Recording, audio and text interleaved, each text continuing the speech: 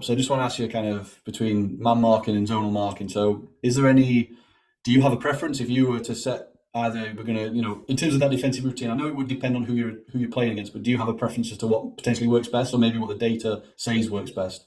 The always kept data on the sort of Premier League, and it's always a pretty much 50-50 split, Mm. or very close. Yeah. Teams will defend well zonally, Yeah. and there'll be teams that defend terribly zonally.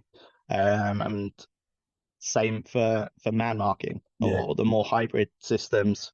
Um, so I think ultimately it comes down to what squad you have and what players you have available. As that, like I think a lot of coaches will move from team to team and not really make too many changes in the way that they've always done things. Yeah. Um, and I don't think that's the optimal way of doing things because you'll have a different squad, different qualities available.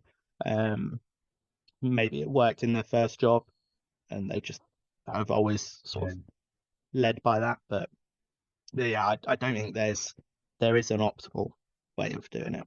Yeah. So, and this might be a stupid question to you, and you might have answered it a little bit with what you shared there, but are there, when it comes to zonal marking, those things that you had when the drop down, it said like one front post or whatever, is there kind of formations for zonal marking, or are those things that you listed more just for like your benefit in terms of what you know, or would that be widely known? Is that how you would describe a set place to a set play to a coach, for example?